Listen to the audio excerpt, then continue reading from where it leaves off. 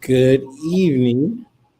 Uh, I'm Kevin Kimble, and welcome to the sixth edition of our show, the State of the Union, hosted by the Culture Commission Network, and with your host, I guess, sponsored by the Culture Commission Network. And I'm your host, Kevin Kimble. Tonight, as we've been talking about for the last few weeks, our goal here is to help people understand advocacy, policy, and politics, and what needs to be done. And we're breaking it down issue by issue. But the issues are not the issue. Or the issues are not what's important in this conversation. It's the process. But there's a lot of facts and background that people need to understand how to be advocates. And so I'm lucky tonight. We've got two really great experts. Uh, Earlier this week or last week, the Department of Education was merged with the Department of Labor. Or several of the functions of the Department of Education were merged into the Department of Labor, and there was sort of an uproar, which made sense. But a lot of people we talked to, were like, "Well, the Department of Education wasn't educating our kids anyway." So I called both Jenelle and Dr. Searetha and said, "Well, explain this to me." And they said, "Well, first and foremost, uh, the education department does not educate people. That's not their role." And I said, "Well, stop before you tell me anything more. I'm going to have you on the show and you can explain to everyone what the Department of Education did, what these changes mean. And more importantly, the point of education is workforce, right? The whole point of education is to be able to secure your future economically. So what are we going to do next with all these changes, and what does this challenge and opportunity present for us?" So with that, I'm going to jump in with our guests. First is Dr. Searetha Smith-Collins, and then Mr. Jenelle Leonard. Hello. Hello there. Ladies, thank you guys for coming on. Anything for you, Keegan? I know Dr. Collins hadn't even had a chance to do her turkey, so I was like, she's missing out. Her people are going to be mad on Thanksgiving. Right, that's right. So, okay, I'm gonna let you guys explain to the guests, and I know we could spend 3 hours to talk about how the Department of Education is structured, but tell us why, what the Department of Education did, why it was important to communities, and then we'll go into what wasn't, why we're having such struggles, even with the Department of Education, with our kids getting educated. So, Dr. Collins, I'll let you go first, and then we'll move to Jenelle. Okay. First of all, I want to thank you, Kevin, for having this discussion, because I think there's a lot of confusion and misunderstanding around this entire topic.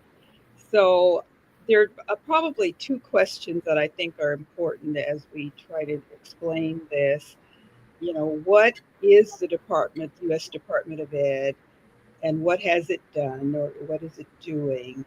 And secondly, why should we care? Why is this important, especially as we talk about Black children and their need to be educated? So Jenelle probably has the best handle on explaining what the department is because she worked there. My view is more of a user and looking at a policy person and how it's set. So if you don't mind, I'd like to defer to Jenelle first so that she can explain about what the department does and why it's important. And then I'll go from there if you don't mind. Okay. Jenelle, you all. Right, jump in. Okay. Good evening, everyone. And Kevin, once again, thank you for addressing this issue, because it not only has to be addressed here, but there are many conversations across this country that these kinds of conversations need to occur. I'm getting a little feedback. I'm getting a little echo too. Yeah. I don't know. Tracy, is there something going on in the background? I don't know. Go ahead, speak. Are you guys? Yeah, I hear myself when I speak. I hear an echo too. Someone got another app open in their room. We'll muddle through. Okay. Okay. So anyway, as you and I talked, and I began to relive some of the days in the Department of Ed. Actually, I was in the Department of Ed for 25 years. Wow. So I'm You don't seeing. look old enough to have worked anywhere 25 years, but okay. Go Well, ahead. thank you. But so I'm seasoned with what we did, what it is there to do, and I referenced the Elementary and Secondary Education Act because that's what established the Department of Ed, right? Okay. And so 1965, right? 1965, and I think it was amended probably in 2015 as well. Some programs were eliminated in 2015. Anyway, having said that, so I think the assumption is that you want to hold the Department of Ed like our like I was gonna say our fearless leader, but you know what I'm talking about, right? Anyway, you want to hold the Department of Ed responsible for all of the educational outcomes and for all of the, I guess, missteps and the things that really didn't go wrong. But when I step back, I'm just kind of walk through, give you this scenario of what a year in a life in ed is. First of all, the Department of Ed is a grant making department. Okay, the thing that you start out with come September, October 1, when the new fiscal year comes. Okay, you're following during that past year. You're following what Congress is doing in terms of appropriation, and so everyone gets. You follow the budget, you follow the dollar, and based on what your programs are, I had 15 programs, right? And so I'm looking at Congress. We go through the budget, we see what appropriations we have for each one of our program, and so that begins the wheel running. So it comes to budget, and budget by either formula, whatever the Education Act says. These programs are to receive money, they put that in and then they turn it over to the program office. So my responsibility begins to be work with the state education of ed departments, and because there are compliances that they have to submit to us in order to receive those funds. And let me just tell you that goes on for up until September the 30th, because we have to get the money out the door by September 30th. So you're making grant awards the whole time. But keep in mind that while you're doing that, you have the programs are running off using their funds from the last year. So you're monitoring their activities. They have evaluation activities that they're supposed to be submitting. You have you're looking at to what extent they're following the guidance, what extent they're following the policies. You're looking at coordinating these monitoring activities, you're providing technical assistance, and you're doing your reporting and accountability. Basically, that's the turnaround. That's the activity that you're doing. So really, the implementation falls on the state. Now, let's say this. The states go through the same process that we go through, because they have to go through the formula and they have to decide what LEA gets money, and the whole thing. So we hold the states accountable, and the states hold the LEAs accountable in terms of the role. Now, one of the things that you said was that this last week the programs will move to the Department of Labor. So let me just kind of speak out loud on that one, because I've talked to people in the department, and even when you read the fine print, they signed an agreement. And I saw the article today that say that it was illegal. Okay. Right. There is an article, I think, in USA Today or something that said that what's her name? Man, that the whatever she did. McMahon. Right. Is that it was illegal. Now, I didn't read the details in that, but let's just put that aside and say, okay, what has to happen? Well, there's a lot that has to happen, because you're moving it to the Department of Labor. You're moving, you don't know if you're moving staff. You don't know if you're hiring more staff. And clearly, the Department of Labor's programs are very different than the Department of Ed. And they don't deal with the same kind of compliance issues, education issues, and they're not trained to do that. Okay. Right. So, but best guess estimate is that it'll take a year for all of this to be put in place. Okay. But what that says to us is that we have a year to get ready. Right. And I don't know if you wanted me to go this far with it, but one of the things that the major concerns is delay in funding and how disruptive that's going to be at the state level and at the local school level. Okay. Dr. Smith? Yeah, there's a couple of other things I'd like to add to what Jenelle has already shared. In addition to the grant funding, I think the other aspects of the Department of Ed have to also be considered, such as the U.S. Department of Ed collects data on the nation's schools. So we need to understand as a nation, how are our kids doing? They monitor school performance across the nation. And I think a really important aspect is that the Department of Ed promotes equity and access for education across the country so that all kids are, have a right to access to opportunity for schooling. And in addition to setting goals based on our nation's needs, they provide the financial assistance that states might need so that all children will have access to whatever that initiative is. So, if it's to increase our abilities in science, for an example, for the states that need assistance, the federal government would provide those funds based on a formula to help with that particular piece. And most important is that the U.S. Department of Ed, the federal role was to promote diversity in terms of representation of teachers and to make sure that students who were represented across the different diverse groups had an opportunity to have access. And in addition to that, we have the kids with disabilities. So there's a large, major role that the Department of Ed plays in assisting our nation to educate all of our children.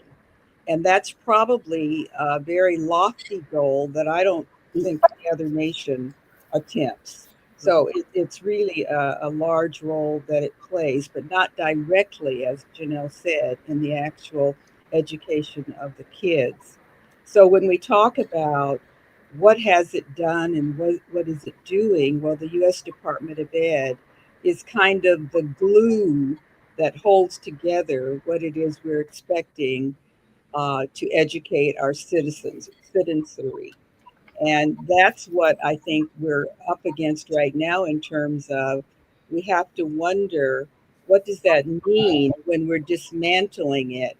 How will we ensure that all of the students, especially the underserved students, the kids who are under resourced, the schools that are underserved and under resourced, how will they fare under this new arrangement? So we have to begin to ask ourselves when it comes specifically to Black students, we've always had to keep our eye on the ball for the education of Black students. And I simply want to say that if we think about what education looks like prior to the 1980s, we can begin to see what might happen if all of these new initiatives actually happen.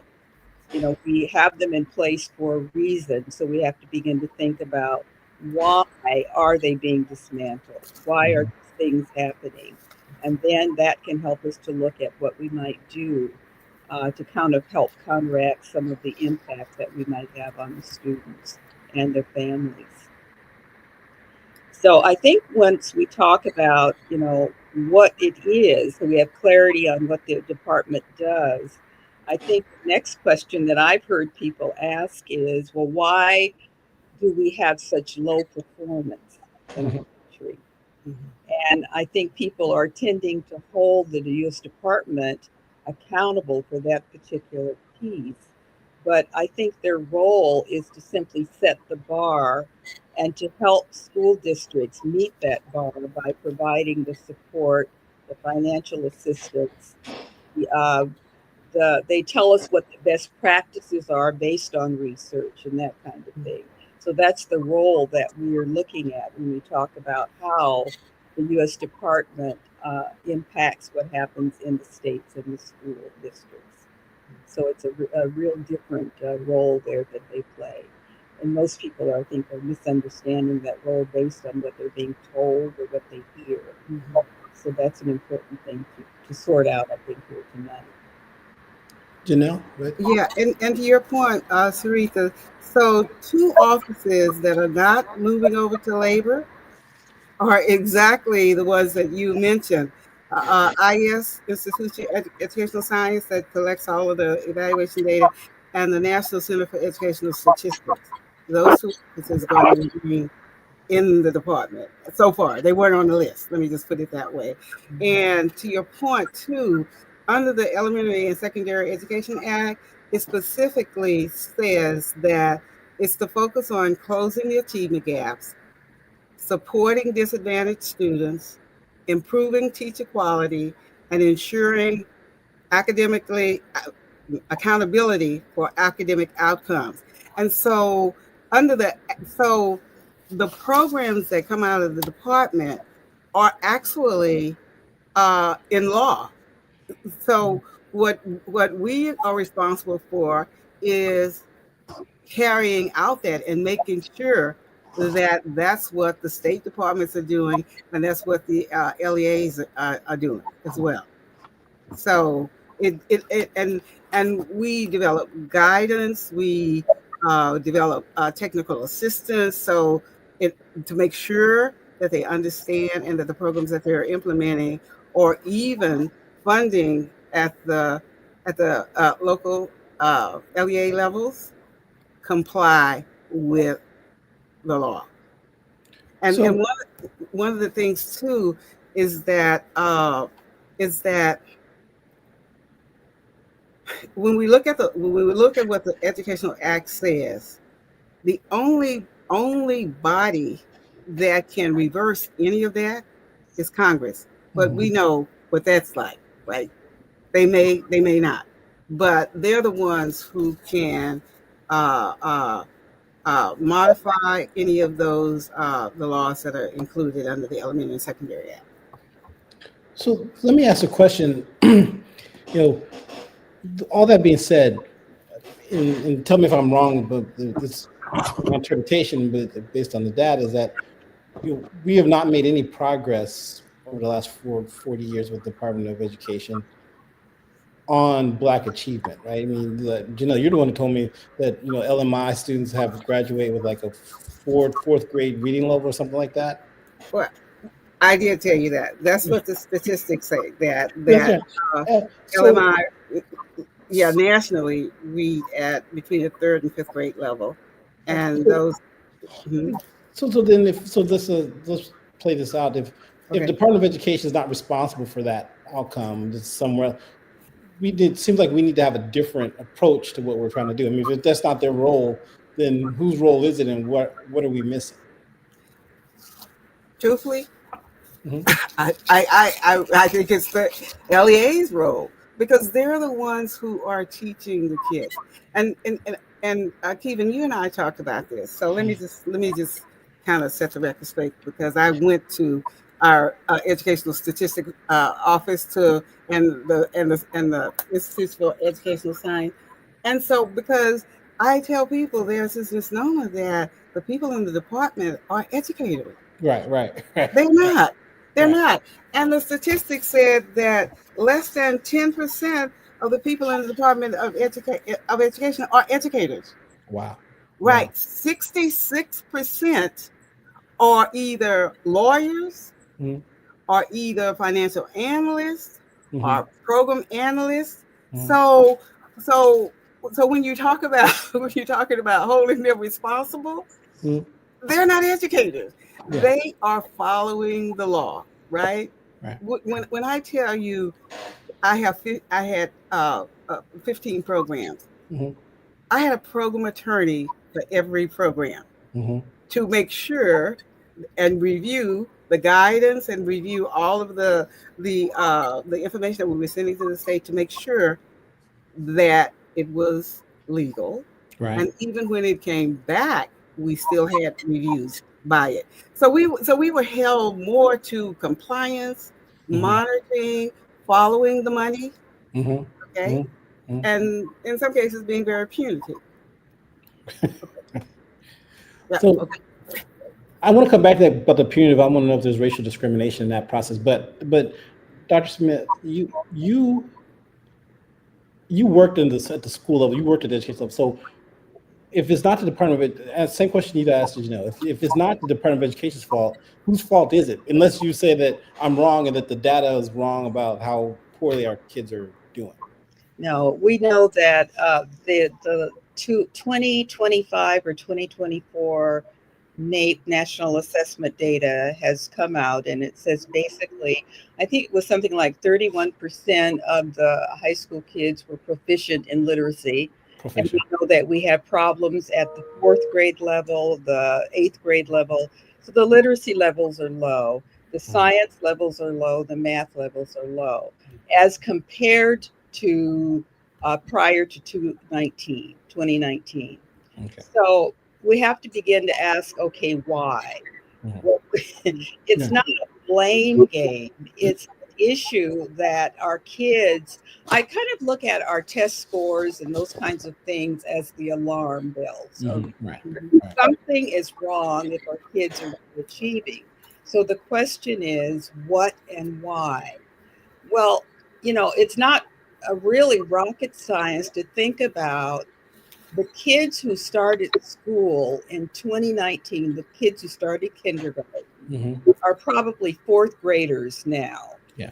Think about we came out of a global health pandemic Mhm. where kids missed approximately 3 years of formal schooling. Mhm.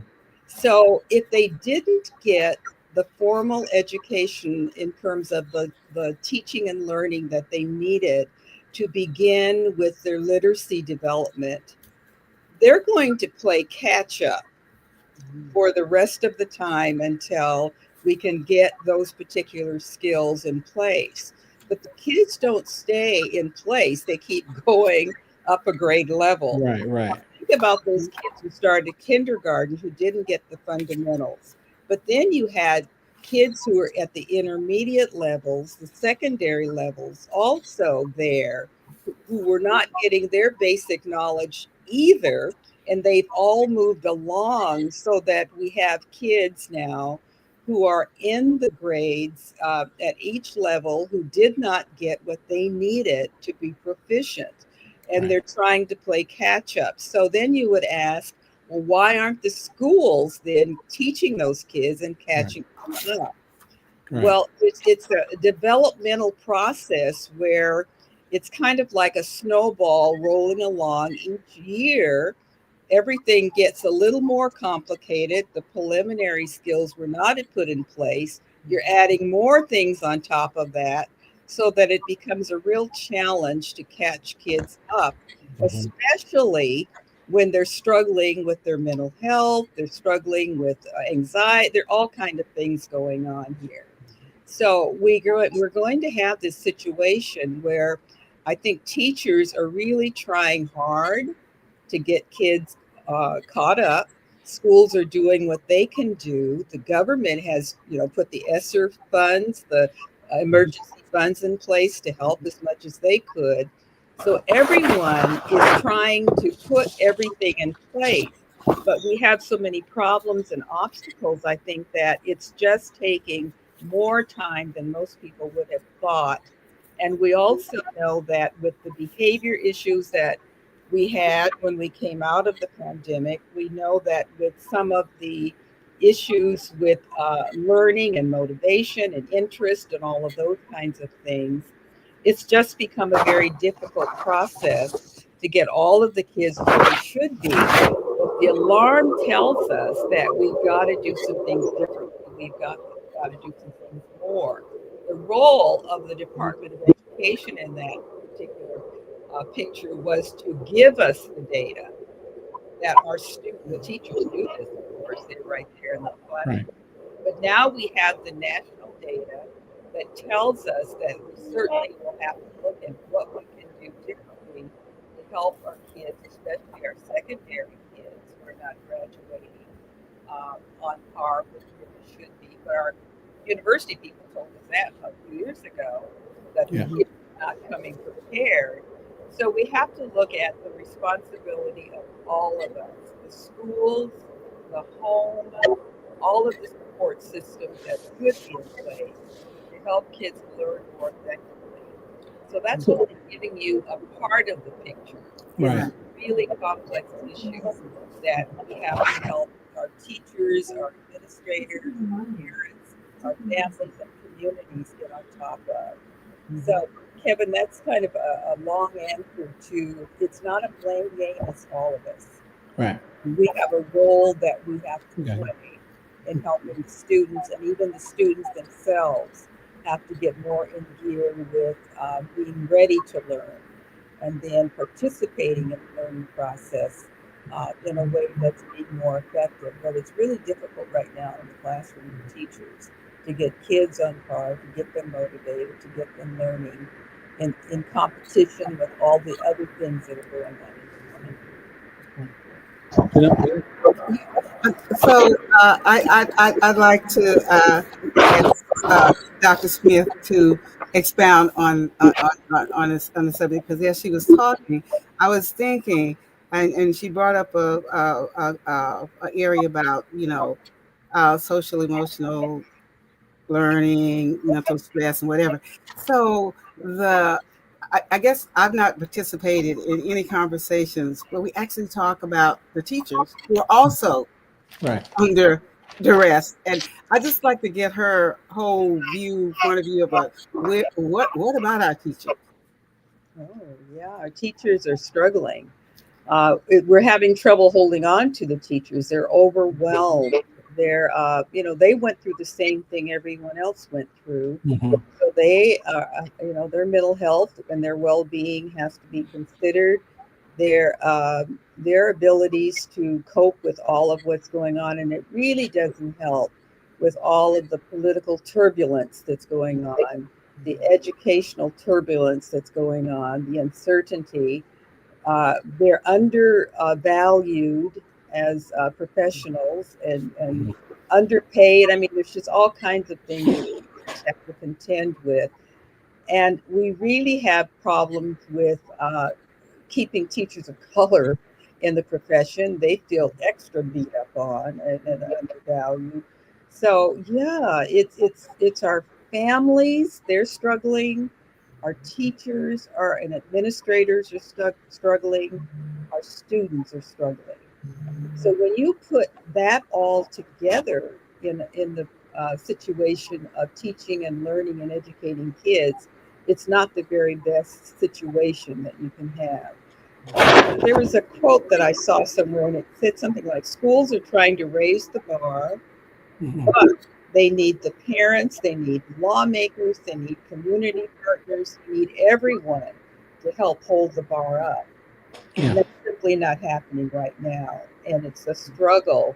I want to say I'm frankly kind of relieved that I'm not a practicing right now. I'm not a practicing teacher, because it's an overwhelming, almost impossible task. And I take my hat off to those who go into the classroom, the school buildings every day, and I call it to fight the fight. Mm-hmm. Best that they can for the students who show up there, and the ones who should be there. We really have a lot to do, but it's not an impossible task, but it's going to take rethinking how we're going about the work.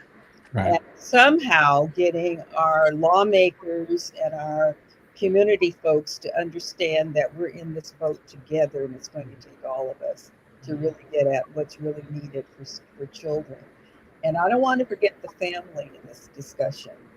We're going to have our parents and caregivers more skilled in their abilities to help their children, to help to prepare themselves as well as their children for being educated, and to find a way to stop so much fighting the educational process, helping with it, supporting it. If there's a problem, let's work together to figure it out, not work against the grain. And that's what I see happening. So, question for you. I do want to get to the workforce stuff and some investment stuff, but I do want to ask both of y'all: are charter schools a better solution? I mean, is that a path forward that will? Because it seems to me, I know some of this is pegged to the pandemic, but our students were struggling before the pandemic. Right? I mean, the fourth grade reading level thing was before the pandemic for us. So, what's wrong with the schools? What's wrong with our education? And you talk about, lawmakers. What policy should we ask for? Like one of the things we want to get to by the time we have the Minority Policy Summit in March is a legislative proposal or process. Like, do we need to make the Department of Education stronger, give them more power, give them more duties? I mean, what do we need to do to make it so that the kids actually can learn or get the most out of the money we spend? So I'll let both. Jenelle, you go first, and then we'll. Okay. I'm going to piggyback on that last statement you said, where you said empower the Department of Ed more. Okay. Yeah. So I will probably let me just say this. Okay. Having no Child Left Behind, all of the new programs that were implemented. So one of the things that I was privy to early on was I would watch the governors' conferences, annual governors conferences, and one of the things that they would always speak more loudly about than anything else was the hoops they had to jump through with the Department of Ed to get money. Yeah. Being there, I was one of the hoop makers. Okay. They had more hoops. I mean, and I'm saying it hoops as this kind of generic, but there were more compliance, more guidance, more demands on the states to produce. And so when you're operating under that cloud, you're more about meeting those compliances than you are focusing on education, right? So to me, less, because the law states what you have to do, right? I mean, it's clear. Only Congress can make a decision on that. So we already know what has to be done, but all of the, I remember states had to submit their plans. We would review them, not particularly me, but the office I was in, elementary, secondary. They would send them back. They would send them back. Just back and forth, right? And so that delays the funding that's going to ultimately get to the district. We have to cut some of that red tape. I mean, because we spent our time. Let me just give you an example. Guam with $25 million for my program, right? Guam would send in a report that was 500 pages. Okay. They're like, oh, you want us to do this, right? Okay, then this is what we're going to give you. And I would say to them, can you cut it in half? Can you give me like 250 pages? Because my staff had to read it. All that, right. But you understand what I'm saying here? So I mean, the law is clear. It states what you have to do. But I don't think that you have to have all of these reports that you have to send in, all of these. It's kind of like too much oversight, right? Yeah. Right. So that's just my personal bias, having seen all of that and seeing people and states and just, I'm like, I feel your pain. Okay. Yeah. So. I agree with Janelle wholeheartedly. We don't need more of the U.S. Department of Education at all. But what we do need more of is to Mhm. understand. There's Annette Lario wrote a book, Unequal Childhoods, Mhm. Class, Race, and Family. We have to do just the opposite of what's happening now. We're going to have to understand how we together, as families, communities, and educators, can begin to deal with these issues. First of all, we don't have a lot of control, but we have to deal with unequal homes. Mhm. As long as we have unequal homes, we're going to have disparities. Mhm. Mhm. As long as we have unequal families in terms of Mhm. those who have and those who have not, we're going to have disparities. And those disparities are not just in learning, they're in living. Right. So we're going to have to begin to acknowledge the fact that these things really do exist and Mhm. they impact the kids' abilities to learn and Mhm. to achieve. We have unequal schools. Mhm. So Yes.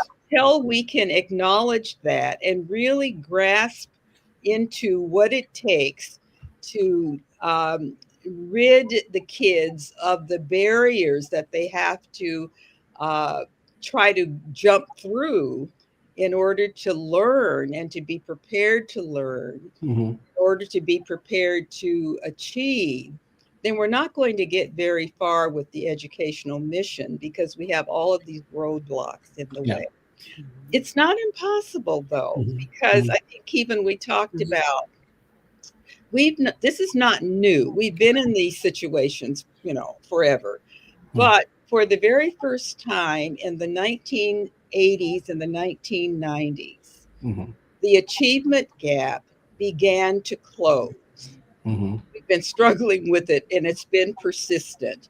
And I Mhm. think it was Paul Barton, who was of the Educational Testing Service, said inequality starts early and Mhm. stays late. Right. If we don't acknowledge these kind of realities and really begin to put in the interventions and the preventions that will help us to rise above these issues in terms of not only our students, but our families and our educators, we're going to keep going in circles. And one of my pet peeves in this whole educational process, when you ask what's wrong with education, Mhm. it's all of these trial balloons that we continue to keep trying in education. Mhm. Someone comes up with one good idea or another idea, and we have educators like they're in a ping pong game. Mhm. So, what is it that really works, and what is it that we really need to have happen? And Kevin, you asked, what about charter schools? Is that the answer? There is not one answer to this. Mhm. You have you have very good public schools. You have very bad public schools. You have very good charter schools. You have very bad charter schools. So it's Mhm. going to be some of the good of each, and there's a lot of the bad of each because the problems are sometimes beyond the educational Mhm. issue. And you find that educators, and it's a rare educational process that you can overcome some of these things, but it's not going to be brought to scale until we also deal with the obstacles, the barriers like food insecurity, Mhm. housing insecurity, parental insecurity. Yeah.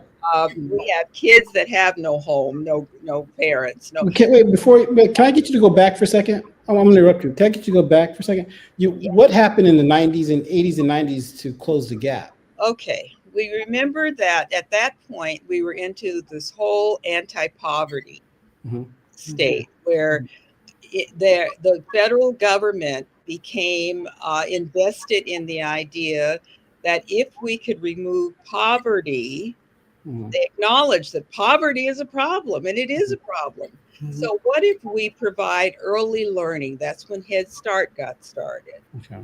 What if we provide Title I programs title programs that will provide money for disadvantaged schools to make sure that they could compete with schools that have the resources. What if we provide, help me with some of the interventions that were provided. We did the Literacy. lunch programs where we had food and breakfast programs come in to help. We had programs to employ teachers of color with grants for colleges, that kind of thing. We put in those kind of incentives. What else, Jenelle, did they do? So I was going to say reading, because there was the era when reading topped the list, and I remember in Houston they had a director of reading, and in every school district, every LEA, they had pull-out programs. Remember, they would pull the kids out and have them go through special reading. And just being honest again, because I was a reading specialist in one of the middle schools there, what I couldn't understand, and I just have to be really honest with you, is that we would pull the kids out of reading. They would come to my class. I teach reading, and then they go back to their class. Now, make this make sense, okay? There are already 2 or 3 reading levels. You're pulling them out to teach them reading, and then you're sending them back to class, and they have to do the same assignments as the other kids have. Right? So some of it wasn't quite well thought out, but it was needed. And I really, really think that reading programs are a necessity in school. The important piece of that, though, with reading back during the 60s, 70s, 80s, 90s, we used the science of reading, is what it's called today. But we know that the research is really clear that low-achieving kids, many low-achieving kids, many Black children in particular, learn to read best through a phonetic approach to teaching reading. During the 70s, 80s, 90s, that is the approach that was used almost nationally for teaching children how to read. So if you learn to read the science of words, how to read words, how to break them down, we now call that the science of reading, which is back in vogue. Left it and went away from that. But that particular process, teachers were well trained starting in the preparation programs and in school districts across this nation. Everybody pretty much understood how to teach reading through that particular process. So that really did help kids with literacy and learning, both reading, writing, spelling, and all of that, so that reading made sense to them. After a few years, though, that was shifted to whole language, where we went away from phonetics and prompts, which was very much what Black kids needed to have for their behavior, because you have to begin to look at how people learn. And we know that many people of color, not all, but a lot of people learn from whole to parts to whole. So when you bring one together, that will help you to understand what best process you're teaching to kids. So when we moved away to the whole language, which was not teaching the parts of the word, we left what was best practice for kids. So we go through the start, stop, all kinds of things with teachers and helping them think to teach in the classroom, but not always do that. Sometimes can you speak up a little bit? Yeah. Sometimes there's the innovations that we're bringing in are really setting us back. So that's what happened after the 1990s. We start going through some other processes. So we keep changing what we know works through some kind of innovation of some sort. And I think back then we also had more parent participation and engagement where a lot of parents were involved in the learning of a process of kids. Our kids had more family support Mm-hmm. then. Our homes were more stable then. Our teachers were, we had a lot of African American teachers Mm-hmm. who understood the kids at that time, and the schools were sort of uh, supportive of the whole learning and culture and that kind of thing. So at that time, we found that all of the processes that were being used were working, and the support systems were in place for communities and for families, so that we were working in concert to Right. educate children. So that's why the gap began to close. Then, starting with the 2000s, we changed it all. We moved away Right. from that. So I've bit off way more than I could chew on this. we are we are like 10 minutes away from the end, and I knew it would go fast, but I was like, you guys have such a wealth of knowledge, and this is a big topic. Yes. It So I'm gonna have is to have you come back. I'm gonna have to actually the two-parter. it's gonna be part two. So I think the problem is, see, people want to hear education. The thing that always kind of cracks me up about education is, if you've been to a school, you think you know what to do in education. And it really is a science. It's a professional field of study. And we look at simple solutions for a complex problem. Mm-hmm. But education is very complex. Right. We're gonna have to write some more stuff. We're gonna have to write some more. Go ahead, Jenelle. Okay, so I'm just going to put this on the table for maybe the part two. But let me just say this. So back to Dr. Smith, Searetha. Searetha. Okay. So anyway, a couple of things that you covered. One, back in the day, and even still with the department, it's supposed to be evidence-based practices. We fund they found evidence-based practices. So I don't know what happened in that space with the evidence-based practices that was supposed to be being implemented. So I'm going to put that on the table. The other thing is that Saritha, you can uh, uh, tell me the research that's on this, but as a reading specialist, we knew that our little Black kids coming into school came in with a vocabulary, and this is documented, of about 1,200 words. Whereas on the flip side, the kids coming into school, the white kids, came in with twice as many vocabulary words. So when we think about if that is an issue, how do we address that? Okay, so I'm just going to put that on the table. The other thing I'm going to put on the table is going back to you asked about the charter schools. So to me, the value added with charter schools, and it's people have different opinions, fall on either side, but what the benefit of charter schools to the kids is that they have smaller classrooms. They have more attention. Whereas, and I was going to throw this back to Searetha too, because I don't know in the public school what the class size is now, right?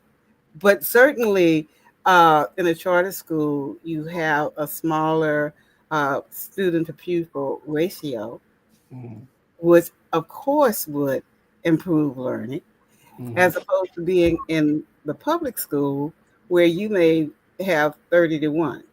I don't know what the class size is these days, but that is a factor. Yeah, I think your vocabulary issue, concerted cultivation, Mm-hmm. and there you have your have and have nots again. And we know that in concerted, cultivated families, they talk to their kids a lot. They're exposed to a lot of different vocabulary. Mm-hmm.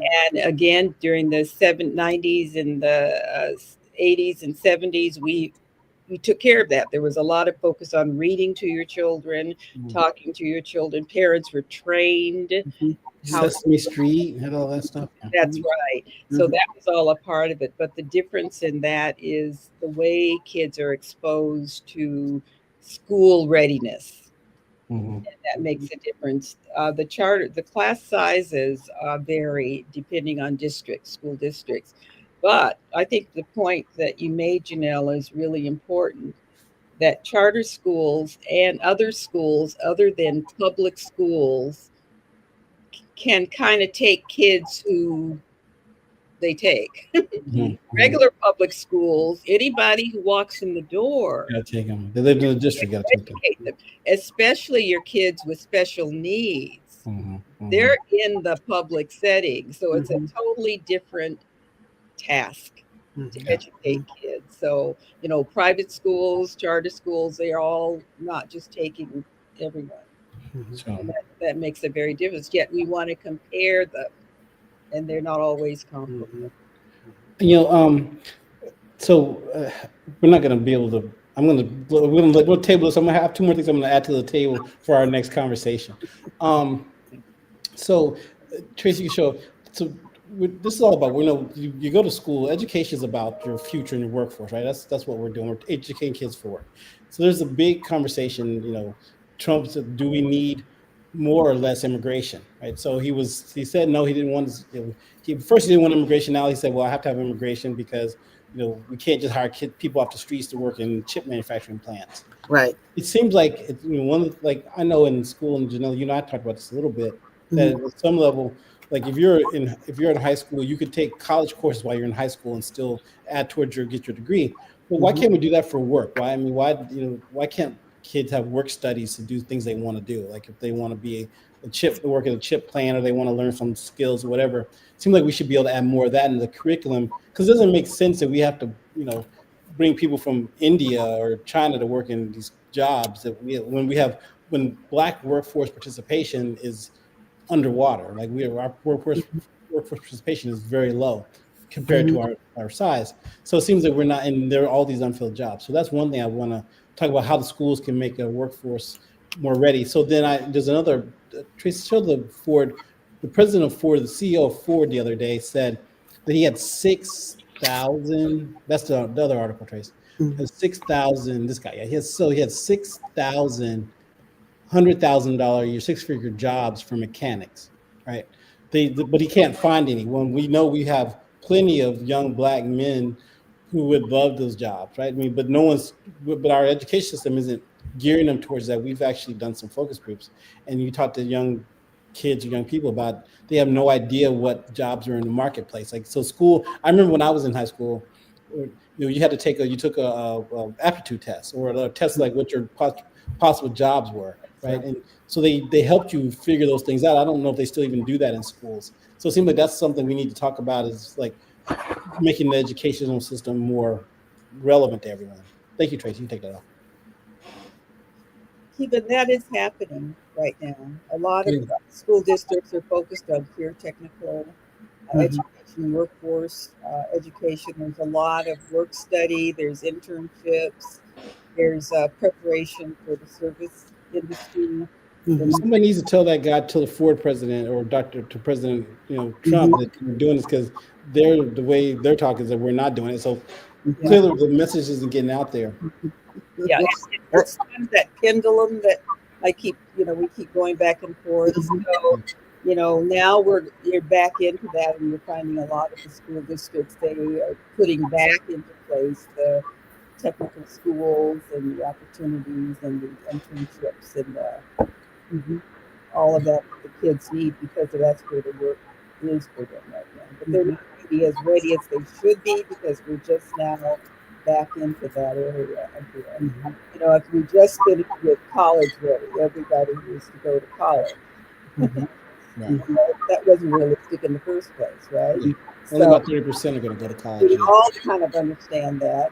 That's great. I still think college is great. You don't have to just but you also need to also provide workers in the service areas and the other fields. And that sometimes we just don't seem to use common sense in what we're doing. We go to the extreme one way or the other. And that's been what my concern is in education. It's all or nothing. And that's the problem. But it's certainly, we're behind there. Wait, you had your finger up. Go ahead. Yeah. Well, Searetha and I do a good piggyback, right? That's good. Right. That's good. Okay. I should have had a 3-hour window, but right. You can tell we talk a lot no, together. but it's good. Okay. So, but I'm gonna piggyback on what she just said. So, because I want you to help me understand, and I'm really focusing on your chief academic officer role that you've played in schools.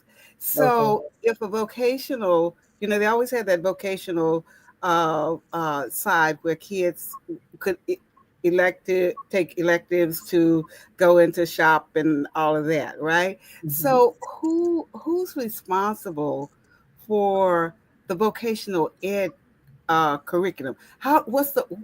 Walk us through the process. How do you improve that so it is aligned with the jobs of today? Yeah, they're actual national curriculums and very, very specific curricula for career technical education. Excellent curriculum. Mm-hmm. It's just that it wasn't used for so long that now it's back in place, and it has to be updated now with the technology, with the AI, with all of what school is just a mirror of what's going on in society. So everything shifted so that those career technical curriculums need to be adjusted, and they have been. And you have entire schools that are now focused on those areas that are either magnet schools or whatever, choice schools or district schools that are actually developing this, as well as high school programs. So what about minority schools or predominantly minority schools getting those same opportunities? Yes. Everyone, I think, is trying to put all of that back in place. In fact, I think it was last month I met with school board members in North Carolina, actually. And some of the board members were explaining to me some of the wonderful career technical programs that they have for the students, and how the students were being employed right out of high school into those programs. Now, are they where they should be? No, we're just now putting them back in place. But there's great curriculum, great opportunities, great programs. You have schools like Polytech in Baltimore. They've been doing it all along. It's just that now that we're doing catch up, and again, the job market is changing so that we have to continue to stay relevant and to keep up. But that's what a curriculum person in the career tech ed space are supposed to do. They keep up with the need and the programs for the students so that they're prepared for whatever the work is. So does it seem to me that one thing that seems to be missing in this process is corporations don't spend money on talent.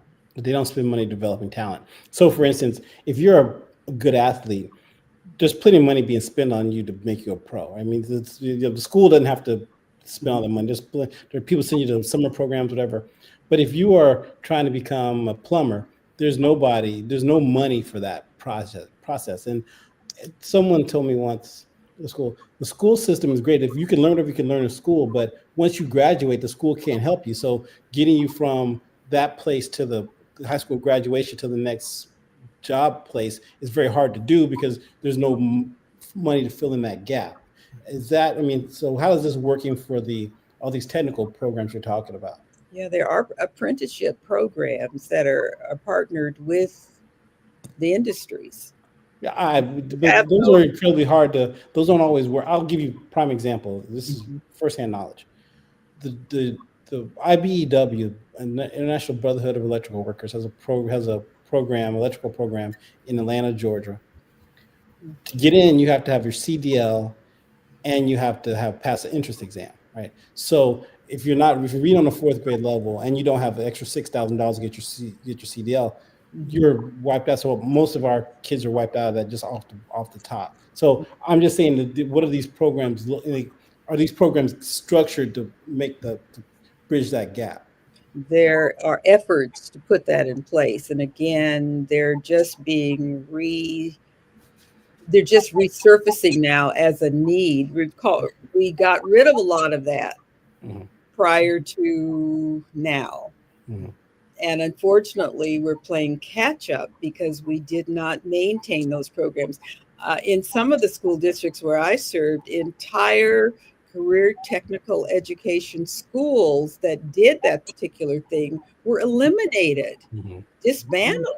I mean, just didn't even have any kind of focus. But then in other places, I can think in Richmond, it was a wonderful career technical school that's still there, and it serves almost like a community college type preparation program. So it depends on the school district, it depends on the state, and that's where this whole, I'm going back to the USDOE piece. It depends on where you live, what the state offers in terms of educational opportunities, and how broad their vision is in providing for the students and the communities where those students are to go to work. So we need to do a better job now of putting all that back in place, Kevin, honestly, because we got rid of it. But we now see the need again. So we're now talking more about service work. You may not necessarily need college. I've heard that come from the new administration. And I think that's misguided. We need both. We need balance. So that's where we are with our educational process now. Well, it is after 9 o'clock.